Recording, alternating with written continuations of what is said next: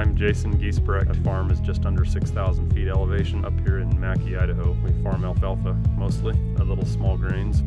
So last year in 2022, I put an application on in the spring along with some compost, and we had some of the best yields, or the best yields that I've seen. I think we got around a half a ton the acre better than the year before. I really liked that. Yeah, that was some fun hay to put up. The hay looked better, bigger leaves.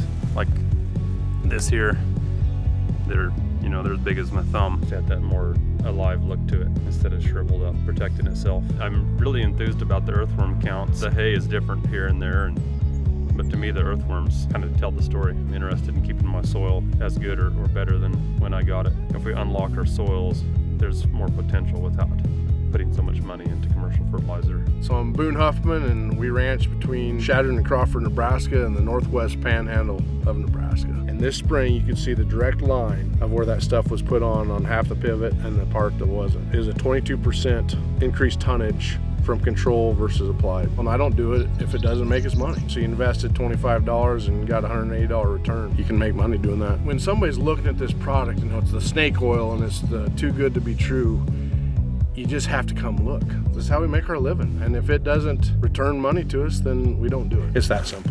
Visually, looking at my hayfield, I know it looks better than ever. It's pretty darn exciting knowing that we went from zero fertilizer to only Rhyzogreen, and where we've applied the Rhyzogreen is a 54.6% increase in yield. I got to look at it through the rancher's eyes and say, how are we moving the needle and what does that look like financially? And I get a total of increased net profit per acre of $299.10 for this operation. Tonnage, quality, average daily gains. If you are increasing all three of those or one of them, it's a win. We need to get more out of the cattle we have. We need to get more tonnage out of the acreage we have with less inputs into them. Proof will be in the final cut, but it looks really promising with what we've tested here today.